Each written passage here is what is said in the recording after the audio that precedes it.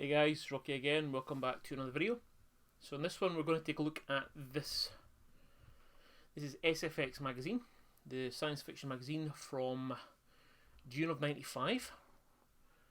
This is the first issue. This PDF is available free download from the Future Publishing website. I'll put a link in the description if you're interested. So I'm pretty nostalgic for this one. I remember when this came out, we were really all excited about this. I was 15 at the time, still at high school, but I did have a job, so I did have my own money.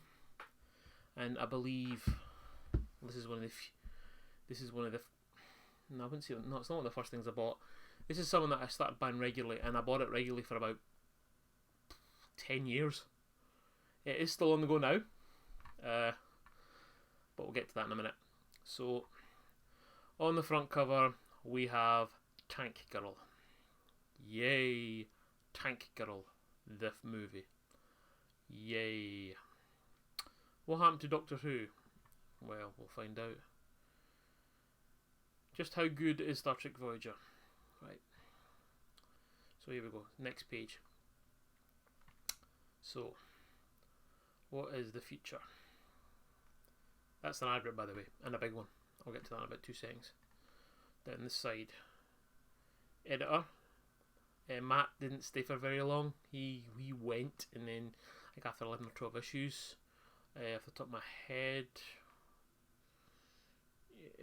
notice there are some vague references to email addresses. Future.net, futurenet.co.uk is still a real website, but we'll get to that. There's Tank Girl again. Here's a little jokey one. I don't know how you can read that. SFX's official beer of the month, Guinness.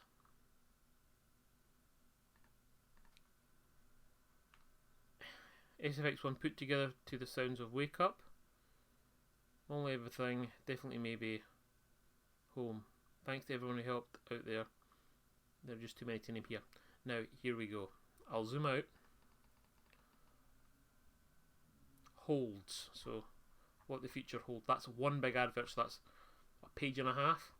Orange, Hutchison Telecom. So this is a mobile phone advert from 1995. I didn't get my first mobile phone till 98, and even then, and I was on Orange, and it was damn expensive then. Almost 5 years later, because I got it at Christmas '98. Christmas '98. So God knows how much phones were then. Really expensive. So issue 1. Strange Tales. Right, so more Tank Girl nonsense. Right. Welcome to SFX to talk about Tank Girl. Yay! Strange Tales.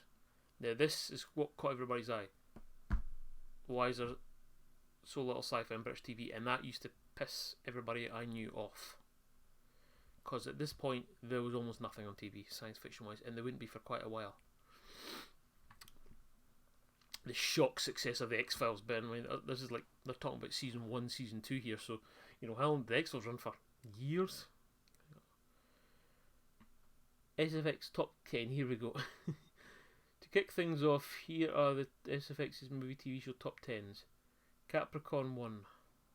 No. Moon 2. Never seen it. Saturn 3. No. Phase 4. No. Babylon 5. Yay. Deep Star 6. I'll give you that. Blake 7. Yeah. Cats the 8. Paris. What? No. Deep Space 9. 2010. We think that may be such. Things a bit far. Deep Space Nine. Oh Christ! So it was trying to be edgy. So here we go. This page is quite good. This talks about bugger all science fiction on British TV. So we've got Channel 4 saying they don't show what on News drama between 7 and 9. And that changed. Satellite TV. In '95, I knew one person with satellite TV, and it wasn't me. I didn't have satellite TV for another 10 years. So it talks about how we've basically got the XFILES, and on BBC One we've also got BBC Two.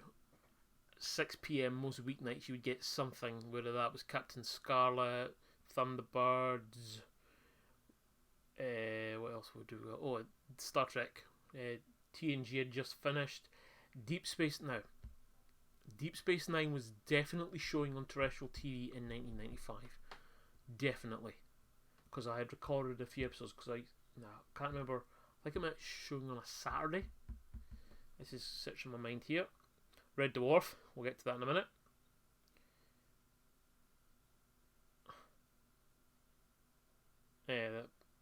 This is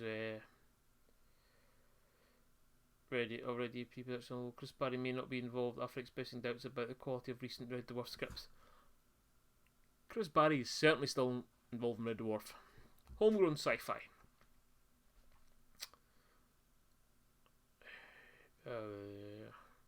Considering the possibility of science fiction series. Oh, Doctor Who, we'll get to that in a few pages. Bugs.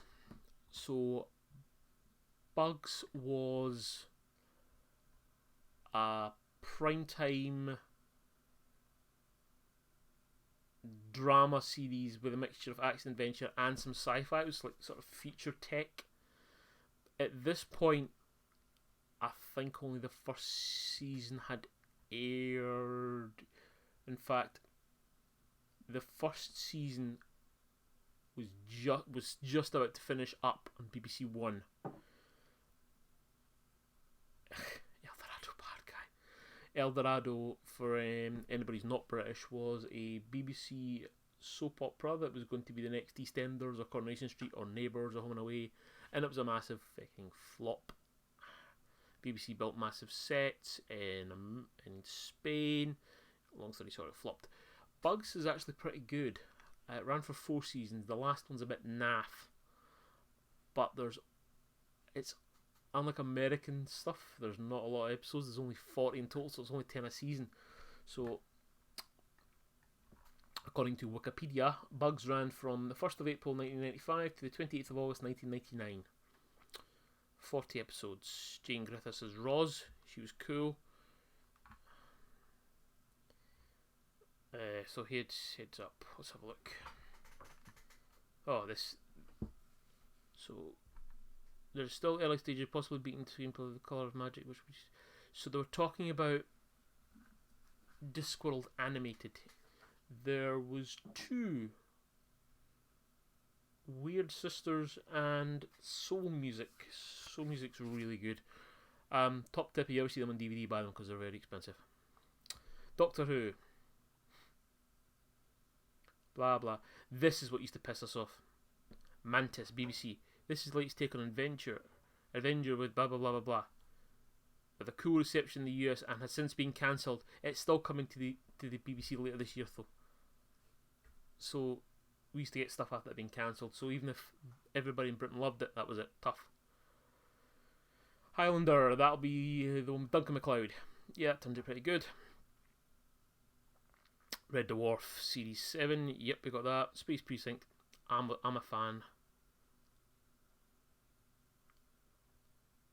One of Trevor Vocals previously starring Dream Team, Sam Fox, futuristic pop trio. God no, I remember that. No, VR5, not a fan. Red Dwarf for the 2nd season, yeah, that was good. That started to get really good then.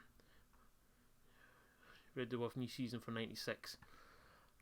So I'm just gonna, because I've got some tabs open here, and I'm just gonna go to Wikipedia just for have a quick read about Red Dwarf. So there was a big break in Red Dwarf. Craig Charles, who plays Lister, he was accused of something and he was later found not guilty. I'll leave it at that. Right. So by this point in time, so we're talking, this is sort of mid-95. Right. So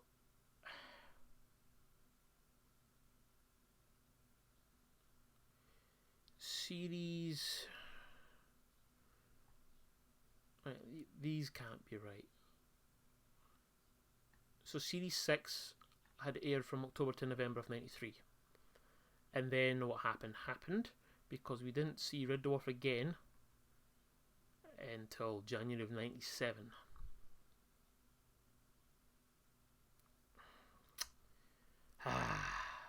Babylon 5, the Great Bastion. So by this point, this was probably early season 1. Babylon 5. Obviously we'd heard about the 5-year plan, what was happening. Didn't start to get good yet. Big problem, sheer expertise, basically talking about how there's very little sci-fi. Waterworld. Men in Black, yep. And this is sort of rumours. Oh Christ, rumours. Right, SFX says cost to put in the knees, we don't get much sci-fi in British TV. Look on UK TV, there's also blah blah blah. Normal, yes, true. It's lovely when you talk about rumours. So here we get a preview of the '95 Judge Dredd with Stallone. So we got one page preview, because later on we find out issue 2 of SFX, they cover this in more detail. I'm not a fan of this film. I think this film was rotten. Sigourney Weaver talks about Ripley and Alien 4. Oh yeah, what's this? I'll have to get it back about. If it's not for Alien 4, it could be for Alien 5. So, as we know, Alien 4 did not turn out well at all. No. Production hell. Key, never heard of it. Alpha, I've never heard of it. AI, we've eventually got that. Damn good. Alien 4, horrendous. Apollo 13, damn good. Apocalypse, have no idea. Barbed Wire, God, that's bad. Batman Forever, God, that's bad. Battletech, I don't think that ever happened. Catwoman, nope. Congo, meh. So what was this? Oh, this is Proteus. So this is a film, Proteus from '95. Now I had to Google this. This film was not good. It's a horror sci-fi thriller. It's got 4.1 out of 10 on IMDb. Contact, yeah, we actually got that a couple of years later. Crash, and we got that. I have no idea. Oh, Christ, we've had no. Deep Impact's good. Dragonheart, that's okay. Escape from LA, no, not good. Fantastic Four. So this is the one that they made. Anyway, I see we go. January, December 92, 93. They made in order to keep the rights. This is the one that is available on YouTube as a full film. So they made a complete film and never released it just to keep the rights, and then they made those other two about a decade later, and then the other one. Sliders. So at this point we hadn't seen Sliders in the UK. Sliders, now I've got the Wikipedia open. Sliders aired from March of '95 to now. This is a bit weird. It says December the 29th, 1999 UK, or February the 4th, 2000 in the States. So this talks about the early season of Sliders. I think this is all sort of speculation. The series debuted on the Fox network in March. It was recently bought by Sky for a probable broadcast in the autumn. Yeah, so legally nobody had seen this. I think what people need to remember is 95, the internet really didn't exist. There was no way to pirate movies or films or TV shows. You know, there were the odd person that knew somebody who knew somebody who knew somebody who had somehow managed to get hold of NTSC recordings and had an NTSC recorder, but that was just. I've got an article about Sequest DSV. Let's have a look here. The Forbidden Planet remake never happened, which peeved me off because I always wanted to see it. We got Godzilla, that's the Matty Broderick one. Production to begin in March, yeah, that'll be about right. GoldenEye, we got that. Hackers, I really like Hackers. Hack the Planet! Johnny Lee Miller. Independence Day, yeah, we got that. So, started off big and a big. So, by this point,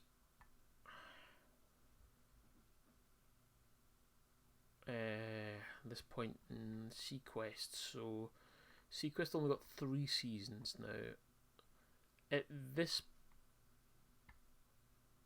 point in, I don't know what's it saying.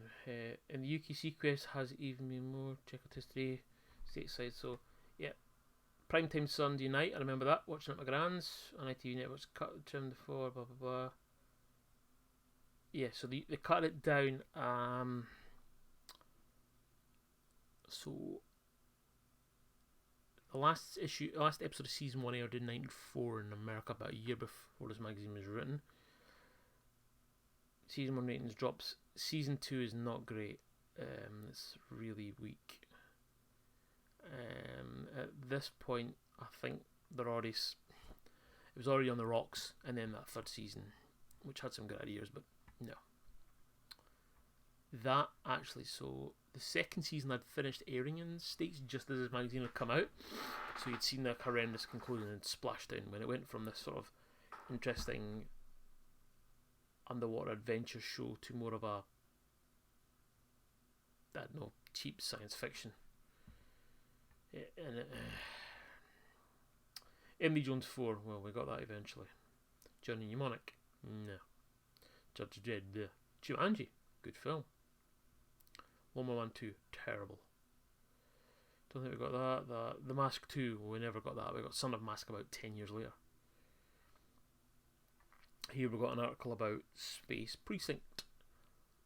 I was a fan. This is Jerry Aniston's last sort of thing. I've actually still got most of those toys sealed. I bought them when they were really cheap, when they were getting cleared out.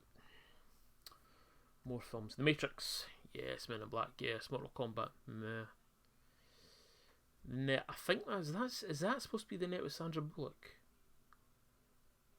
Night Professor's good.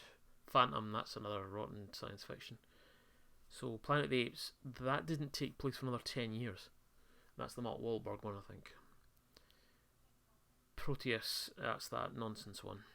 Quatermass never happened. Predator 3 did happen, but not for another 10 years.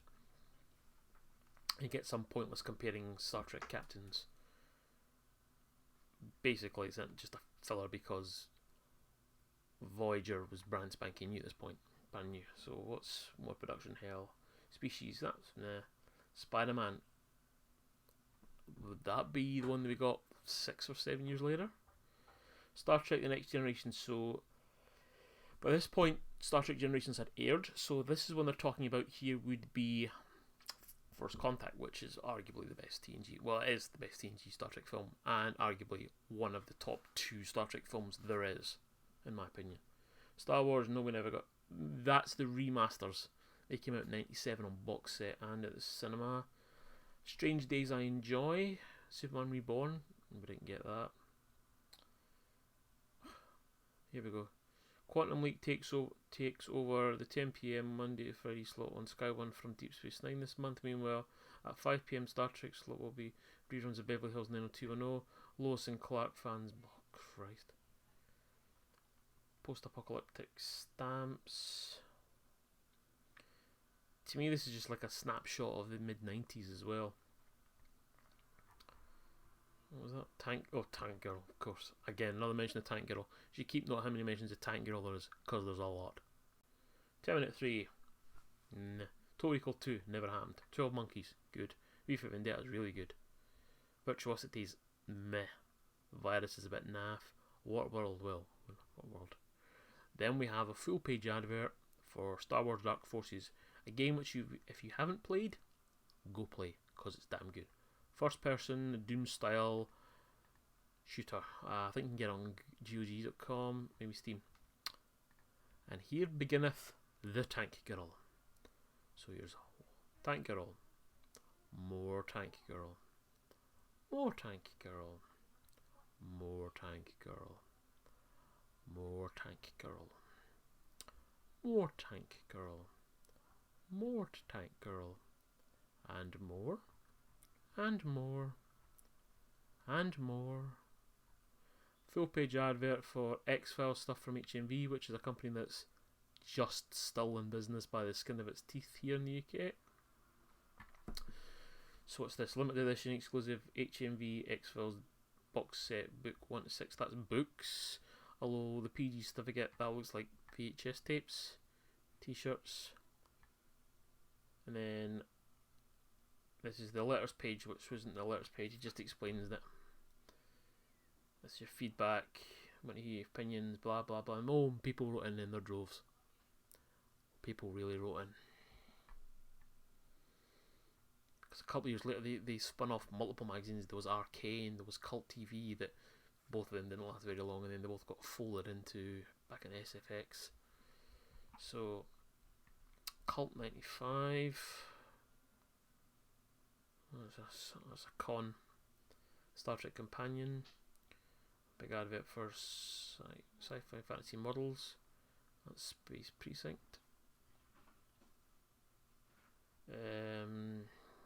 David Langford. Not really interested in that. More adverts. Oh, FS1 from Voyage to the Bottom of the Sea.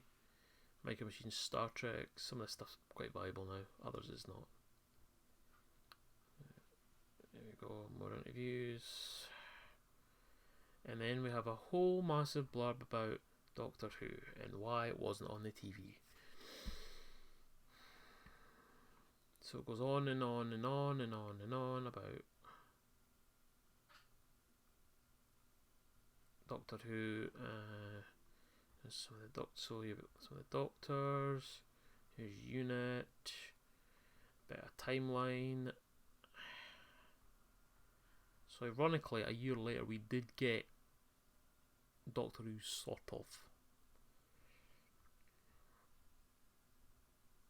More about Doctor Who. I mean, I love this. 3 men who could have been Doctor Who, if we are to believe the tabloid. Donald Sutherland? No. Brian Blessed? He would have been good. With the flame. Meanwhile, Sylvester McCoy recently claimed that Paul McGann had been offered the role for the Spielberg Doctor Who. Yes, he was. For that American TV movie Doctor Who. With, yeah. I would have liked to see more than Paul McGann Doctor Who. And we sort of did. But we didn't actually see Doctor Who proper till when did Doctor Who come back?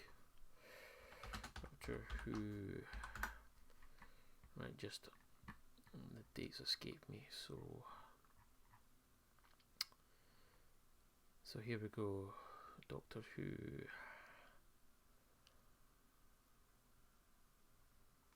So we saw McGann in 96, and then we didn't see Doctor Who for another 9 years until Christopher Eccleston in 05, and then we've been going full gun since then, because it was coming up to the 30th anniversary of Doctor Who at that point. And well, Daleks, and there was rumours all over the place about what was going on. There was CG on Blue Peter about some future Dalek that looked rank. And into the world of, so the 53rd World Sci-Fi Convention, which was set in Glasgow, so not too far from me. Unfortunately, because I was 15 and it was Glasgow, which is still a fair distance for me, even though I'm in Scotland. Mum said I couldn't go, and I had a job, and I never got to go, which is pants, because I really would have liked to have gone to that. Ian M. Banks, he was big back then, and he's still big now. Big up Mr. Banks, good author. A few pages, and then we got a good creature feature. What's on about? I make puppets and stuff. I remember reading this and really enjoying it. Never-ending Story. Dark Crystal's here. Love the dark. This is interesting. So, this is in a magazine. I'm not sure how they captured these, but they're clearly bad VHS stills from which they are. This is the preview. At this point, nobody in the UK had seen Voyager. So they talk about nobody going to wait until July for the UK television premiere of Voyager. Late spin-off from America. Blah blah blah blah. So we managed to secure the first 6 episodes of Voyager direct from the United States. It doesn't say how they got it because they weren't out on DVD at this VHS. Interesting. So still referred to as Dr. Zimmerman rather than Holodoc. So basically they have a watch-a-thon, and they go through the first few episodes up to Eye of the Needle, which I think is a pretty good episode. All the episodes of Star Trek Voyager reviewed will be available in June for $12.99 each and broadcast on Sky in July. So it was 2 episodes per tape at $12.99. I know this because I started buying them, and I had them all. I had the full set from season 1 right the way through to 7, all on VHS.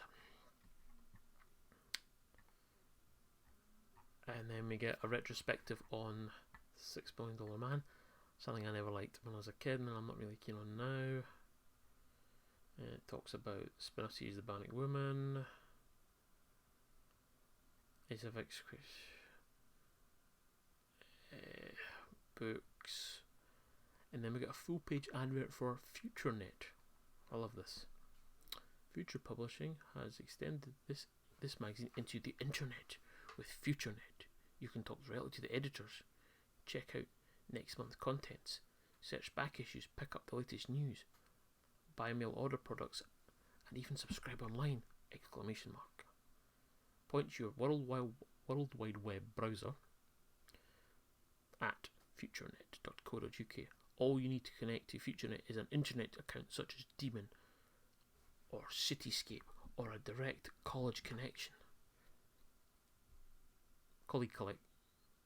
Or a direct colleague connection, then simply use your World Wide Web browser to connect. There are no hidden charges and it's completely free. Anyway, you have to explain the internet, which 95 you had to do, yeah. That website's still up. It's a corporate website for Future Publishing, who are the publishers, were and still are, of SFX. And then 27 packed pages of reviews. Look More Tanky Girl. Look More Tanky Girl. They actually review it. A big review, and they give it a B+, which is way too generous. I'm not interested in the mangler.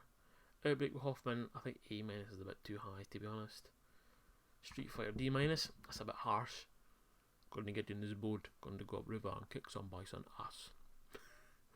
You know, with Jean-Claude Van Damme so high on coke he had no idea what he was doing half the time. Stargate, the original with Kurt Russell, D-, that's pretty harsh considering a few years later we got SG-1, Star Trek Generations, C+. I think it's pretty harsh. Interview with the Vampire, B+, I think it's very harsh. It's a great film. Johnny Mnemonic, that's horrendous. Johnny Mnemonic aired in Japan first, so SFX exclusive worldwide sci-fi top 10 films. Outbreaks, Jesus. That's calling some of them sci-fi is a bit. ROBOCOP the TV series now. I'm not quite sure which version it is because there's a couple of them. B+. XFILES B. Space Precinct B. I don't think it got much more after the second season. Bugs C, which is a bit cruel because it is pretty good. Then the review TV. I mean, SFX TV top 10 prime movers. Bugs Chiller, New Adventures of Superman, which I'm sure was BBC 2. Star Trek TNG B5, The Champions. The Champions was old when this was new. Sequest, Knight Rider. The X-Files. And then the video reviews. 10 out of 9 each. Lois and Clark, The New Adventures of Superman. Oh Christ, that was horrendous. People worked about Terry Hatcher. More reviews, a wee bit of anime there. Babylon 5, they were pretty critical of the first season. It does get better after the first season. Jason and the Argonauts, I love this. on Laserdisc for £60 in 2005. That's horrendous money. And I knew nobody with a Laserdisc player. I owned one until very recently. But these were expensive. VHS was still king at this point. Red Dwarf Government Apocalypse, that's one of my favourites. B+. The Shadow's not good. Dune, one of my favourite films of all time. I can see why people give it a C. Doctor Who releases, they were coming pretty thick and fast at this point on VHS. On a full page advert for Star Trek Generations.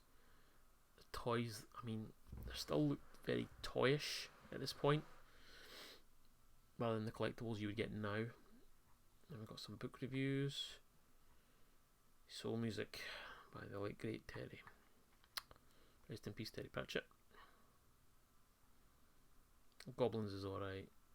None of them, they're very great. Oh, bloody Shatner book's not very good. I mean, you have to remember, this is where I bought my recommendations to buy stuff from. Making of Tank Girl, no, you're alright.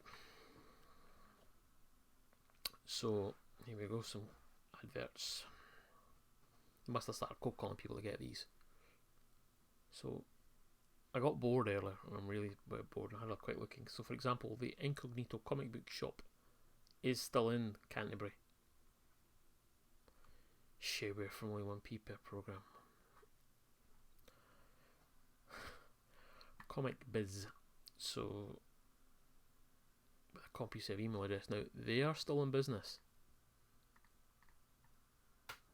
And they have a horrendous website, which looks like it's come out of about the mid. Well,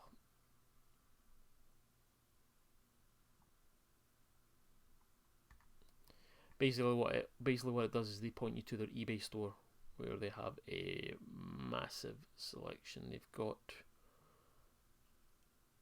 14,682 things listed on eBay at this precise moment. So I'd imagine most of the business is done through eBay. So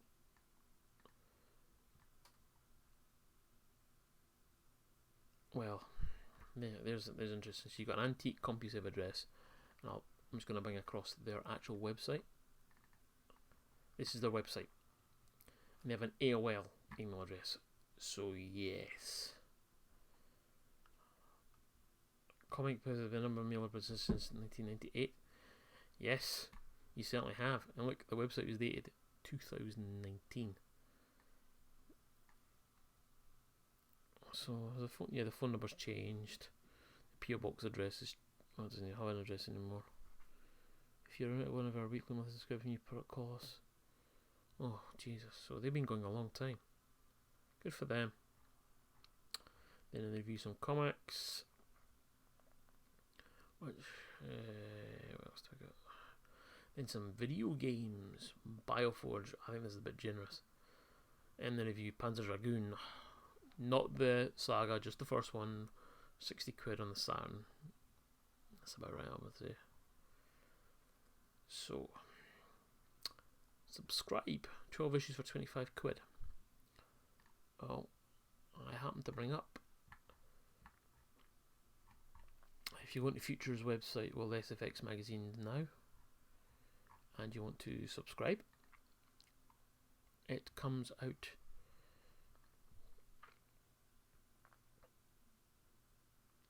well, put it this way, if you buy a year's worth, which apparently is 13 issues, it's £42, which works out £3.23 an issue, which is not bad considering this single issue 95 was £3 quid. If you Slipstream, I didn't like Slipstream. Frontier First Encounters, the sequel to Frontier Elite 2. This is a very disappointing game.